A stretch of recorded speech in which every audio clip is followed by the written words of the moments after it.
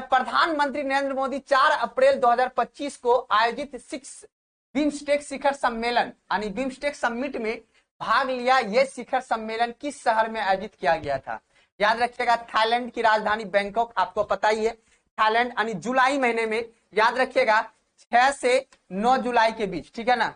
याद रखिएगा 6 से 9 जुलाई के बीच, ठीक है, 6 से 9 जुलाई के बीच ये चला था। कहां पे चला था?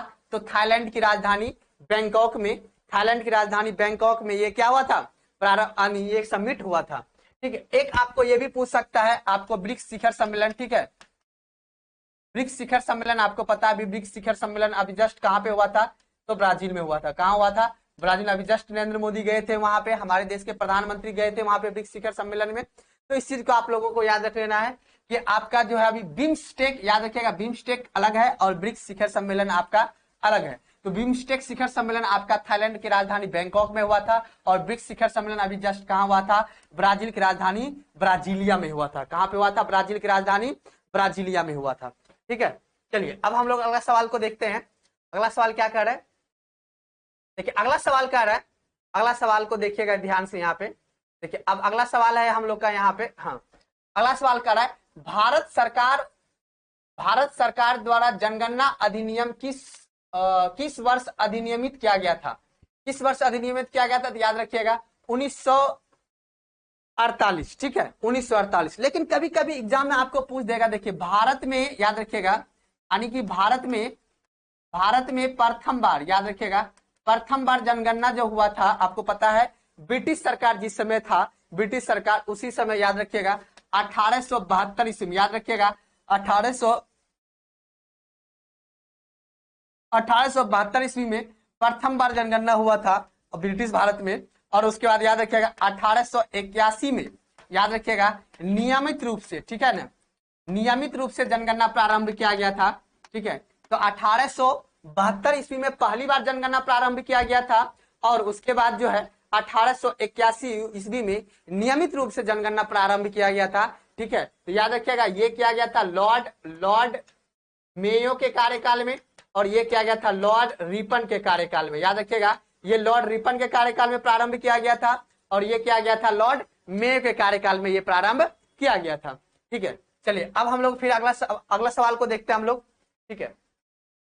अब देखिए बहुत ही अच्छा सवाल है कि भारतीय संविधान के अनुच्छेद के तहत, याद रखिएगा भारतीय संविधान के डैश अनुच्छेद के तहत वाक्य एवं अभिव्यक्ति की स्वतंत्रता, शांतिपूर्वक और बिना हथियार के एकत्र होने की स्वतंत्रता और संघ एवं यूनियन बनाने की स्वतंत्रता की गारंटी प्रदान करता है।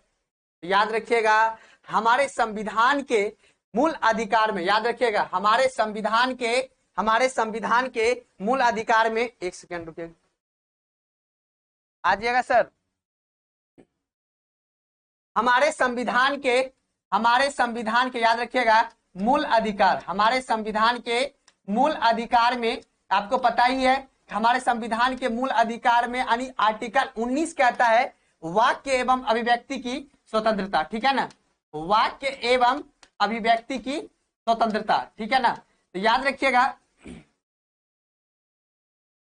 वाक्य एवं अभिव्यक्ति की स्वतंत्रता की बात की गई और इसी आर्टिकल के तहत हमें 6 तरह की स्वतंत्रता की बात की गई है। और यही आपके सवाल में क्या पूछा है? भारतीय संविधान के डैश अनुच्छेद के तहत वाक्य एवं अभिव्यक्ति की स्वतंत्रता,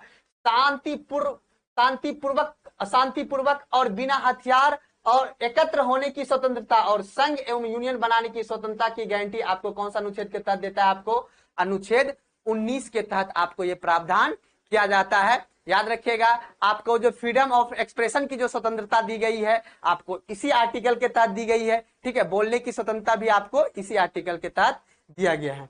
चलिए ठीक है, अब देखते हैं अगला सवाल। अगला सवाल आपका रीजनिंग का है। अब सर जो है आपको सर दूसरे सर आएंगे और आपको सर हिंदी का क्वेश्चन आपको कराएंगे, ठीक है। चलिए आइए सर।